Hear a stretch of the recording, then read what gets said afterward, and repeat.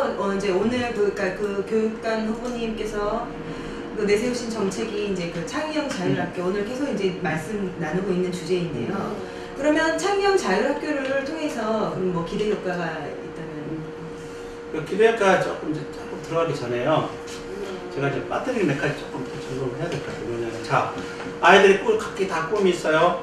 그런 꿈을 가진 비슷한 꿈을 가지는 아이들끼리 학습 동아리를 만들어요. 그리고 필요하다면 그런 학습 동아리 학교가 만들어져요. 자, 이게 이제 창의형 자율학교예요. 자, 그러면 그런 학교들이 이렇게 어떤 모습으로 존재하는지 조금 먼저 생각을 해야 돼요. 우선 학교는 학교 공동체한 그런 비전을 만들어야 돼요. 그렇죠. 그럼 목표를 만들잖아요. 자, 그러면 교육청과 지금 현재 관계는 어떤 관계? 현재 관계라고 설명해 보십시오. 어떤 것 같아요? 누가 위죠? 교육청이. 교육청이 위죠. 그리고 학교는 교육청이 만들어 놓은 어떤 코드 자유롭습니까? 자유롭죠. 자유롭지 않잖아요. 만약에 자율성을 부과하면 통제할 수 있는 수단들은 어떤 건지 현실적으로? 통제할 수 있는 교육청에서 교육청에서 할 수 있는 코드는 예를 들면 회계와 관련되는 규정들이 있어요. 그 다음에 전국을 쪼고 있는 나이스 시스템이 있어요. 뭐 이런 게 다 이제 쪼아오는 시스템들이죠. 그런데 안 되면 회계 감사 들어갈 거고. 그렇죠. 그 다음에 교사와 관련해서 이제 채용과 관련되는 규정들이 있어요. 그걸 갖다 다 지켜야 되는 상황이죠.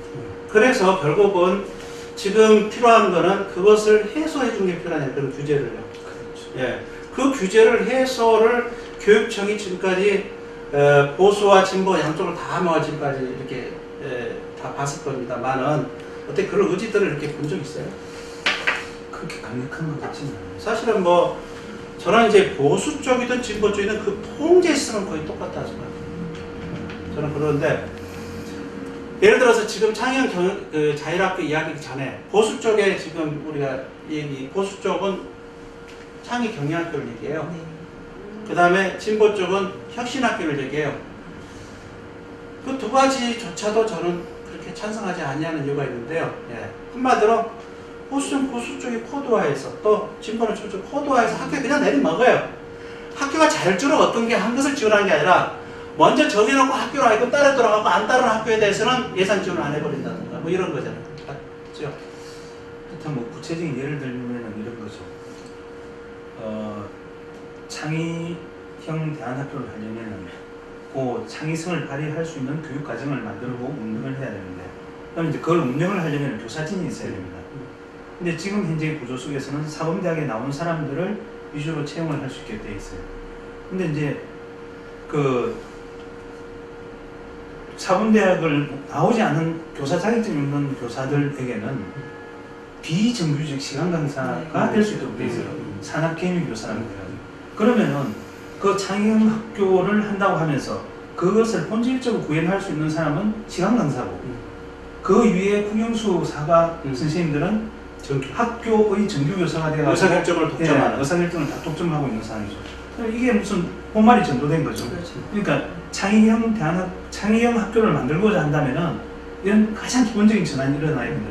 그러면 이제 여기에서 상당히 많은 교직에 있는 분들이 신분 불안을 느낄 수도 있어요. 그런 어쨌든 현존하는 법틀의 최종적 교육부 61조도 완전한 건 저는 아닌 점에서 최종적 교육부 61조도 저는 전면 개편하고 싶고요. 다만 이제 시청자들이 좀 이해하기 쉽게요. 교장 학교의 공동체가 그 어떤 제안을 교육청에 해오면 협약하자는 겁니다.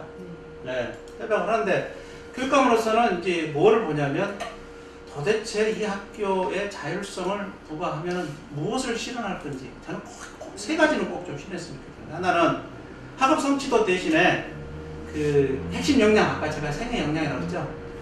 도대체 이 아이의 미래 역량을 어떻게 키울 것인지 관련돼서 지표화해서 나한테 주라.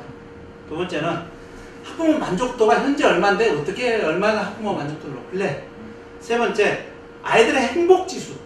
지금 아이들의 행복 상태가 어떤데 어떻게 행복지수, 삶의 질을 높일래? 이 세 가지 차원을 최소한 주면 그거 갖고 계약을 하자는 거죠. 하면은 거기에 그 필요한 자율성을 주겠다는 거죠. 그 다음에 예산도 지원하겠다는 거죠. 이런 부분에서 모든 학교에 열려지는 기회가 되는 거고요. 예. 이런 부분에 있어서는 제가 특목고하고 자사고와는 조금 다른 거예요. 어떻게 뭐 제가 어떻게 다른지 좀 이해할 수 있겠어요? 예, 이해는 가는데 그러면은 어떻게 보면은 이렇게 시청자분들 입장에서 그러면 자사고 특목고를 완전히 없애버리겠다는 건가? 뭐 이렇게 오해하실 수도 있을 것 같아요. 어떻게 생각하셨어요? 아니 뭐 저는 매우 좋은 제안이라고 생각을 하고요. 뭐 여기 맥락에 맞는지는 모르겠는데 일단은 좋은 학교 박람회라고 있지 않습니까? 매해 하는데 거기에서 일단 정부에서 이렇게 좋다고 생각되는 학교들을 갖고 이렇게 이제 많이 이제 보도록 이렇게 하고 있는데 한계는 있지만은 나름대로 교육 과정 면에 있어서 자율성이 있습니다. 그리고 교장 선생님들께 자율성이 있고요. 요것을 갖다가 거기 와 있는 교장 선생님들뿐만 아니라 아닌 분들도 와서 많이 보고 갑니다. 그러면서 아 우리 학교를 갖다 이렇게 변화시켜야 되겠다는 이런 걸 갖다 많이 생각을 하게 되더라고요. 근데 금방 말씀하신 것처럼 모든 학교에 대해서 전면적으로 어떤 재정적인 인적 자원, 그 다음에 이제 그 교육 과정 면에서 자율성을 주고 서로 간에 이렇게 서로 선의의 경쟁을 할 수 있는 구조를 만들어준다면은 제가 볼 때 어마어마한 빅뱅이 일어나더라고요. 우선 제가 자사고 특목고 예. 우선은 자사고 특목고하고 창영 자율학교 차이는 조금 자사고 특목고는 그 법적으로요 그 어떤 특정 학교에만 자율성을 준 거예요. 교육과정의 자율성을 준 게 특목고 맞죠? 네. 그 특수한 목적대로 교육과정 운영할 수 있도록 운신폭을 많이 준 거예요. 그러니까 교육 과정에 자율성을 준 게 특목고. 그다음 자사고는 등록금 등에 있어서 자율성을 뭐 물론 교사에 관한 것도 있지만 준 거예요. 그 대신 비싸죠. 그런데 왜 특정 학교만 지정하는 거죠? 그런 점에서 저는 이제 원래 만약에 특목고 방식을 했다면 오늘 이렇게 이해하시면 돼요. 차라리 자학교는 뭐라? 모든 학교를 특목고 한다. 사립학교에 대해서 모든 학교를 자율형 사립학교 한다. 이런 뜻인데 다만 그 자사고처럼 등록금을 3배 올려놓고 그런 조건으로 특권을 주는 이런 건 아니다.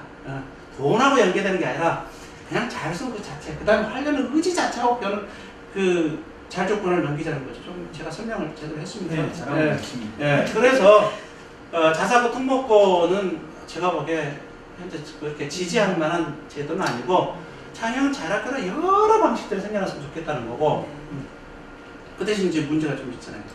그러니까 학생들도 개개인의 원함에 따라서 살아가야 될 이유가 있듯이 학교도 구성원들의 원함의 총의가 모여가지고 그것이 자라고 꽃피어야 될 이유가 있는 거죠. 근데 거꾸로 해주죠. 제가 답을 해야 될지 모르겠는데 혹시나 선생님이 답을 하시죠. 그러면 자율성을 주면 학교가 이렇게 서야가 되잖아요. 그럴 수도 있겠지만 그게 항상 그렇게 된다는 보장은 없죠. 또 그다음에 아니 또 그런 학교가 입시 사교육에 넣을 수도 있잖아요. 그렇게 지금 비판이 올 수 있어요. 그렇죠.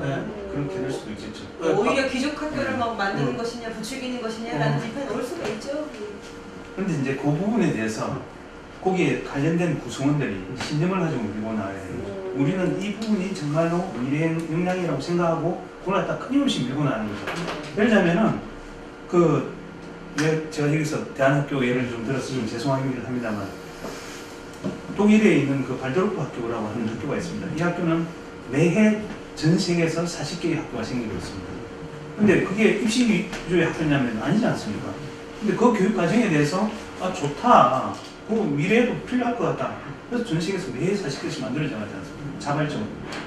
그러니까 그런 것들이 만들어져 나와야 된다는 거죠. 이런 이제 의지가 모여서 문화가 되고 문화가 결국은 실제로 이제 아까 학교의 서열화 또 그리고 사교육을 이렇게 증진시키는 쪽으로 엮이는 생김을 충분히 막을 수 있다고 설명했는데요. 아무래도 이제 교육감이 되는 사람으로서는 제도 얘기를 또 하지 않을 수가 없어요. 그리고 저는 이제 두 가지 제도의 동시 도입이 필요하다. 하나는 좋은 학교의 선발, 좋은 학교로 가는 그 선발에 있어서 그 기획운동이 있어야 되겠다. 그러니까 지금 현재는 좋은 학교는 아무래도 그렇게 통계학교로 부유한 학생이 많이 갔잖아요. 그래서 개천에 용납이 없잖아요. 이런 만약에 물론 좀 무시험이란 전제하에요. 그래도 스펙이 좋으니까 학습 기회가 좀 다르니까 이런 점에 있어서 계층별 기획운동 선발제 혹은 지역균형 선발제를 아예 100%로 해버리잖아요. 저는 그런 파격적인. 그렇게 하면은 기획운동 기회의 불균이 없고요. 또 하나는 만약 등록고 같이 만약에 등록금을 누가 자율적으로 해달라고 할 수도 있잖아요. 이런 전제하에서 나는 혹시나 저는 꼭 그대로 하겠다는 거 아니야. 이럴 수도 있겠다라고 하는 게 계층별로 등록금을 차별해버리잖아요. 뭐 이런 이거는 막 확보한 건 아닙니다만은 그렇게 하면 이제 교육기획 운동이 좀 이루어지지 않을까. 여러 가지로 생각해 볼 수 예, 있겠죠. 예. 어떤 뭐 덴마크 같은 경우에는 아예 그 뭐야 사립학교라고 하더라도 그러니까 이제 해달 체계를 냈는데 이런 경우도 있잖아요. 그 교육과정을 자율적으로 운영하려고 하는 학교에 대해서는 해라. 대신에 예를 들자면 당신들 같은 경우에 있어서는 70%는 80%는 지원해 주겠다. 나머지는 알아서 가져와서 해라. 뭐 이런 식의 방법도 있을 수가 있고 제도적으로는 다양한 게 있을 수가 있을 것 같아요. 그러니까 뭐 학생들 선발하는 방식에 있어서 방식이라든가 뭐 학교를 자율적으로 운영하는 데 있어서 어떤 그 운영권을 갖다가 어떻게 주느냐의 문제 이런 것들은 좀 구체적으로 좀 이야기를 해야 되지 않을까. 다른 이제 교육청에 별도로 약간 독립적인 장학평가원을 따로 독립을 시켰으면 좋겠고요. 그래야 이제 교육감 말을 듣는지 안 듣는지를 평가하는 거 장학하는 게 아니라 저의 말을 듣는 게 아니고 그냥 우리 시민들의 그러니까 보편적인 원리 입각에서 평가 독립된 그런 그 평가 기구가 이 학교가 제대로 되고 있는지를 이렇게 항상 이렇게 심사하고요. 그리고 지원할 것도 지원하고 또 책무성 관리도 하고요. 이런 기구를 별도로 좀 둘 생각이에요. 좋죠. 그렇게 하면은 상당히 문제가 좀 우리 예산을 쓰는데도 근본적인 이제 문제가 좀 해결되지 않을까 이런 생각을 합니다. 예. 그 혹시 뭐 지금 시청자 얘기 좀 지금 우리가 듣고 있나요? 예. 예, 시청자 여러분께서 지금 듣고 계시겠습니다만은 지금 저희들 그 토론 중에 질문사항 또 혹은 반대되는 사항 뭐 이런 거 있으면 지금 바로 이렇게 뭐라 그러나요? 네, 댓글로 남겨주세요.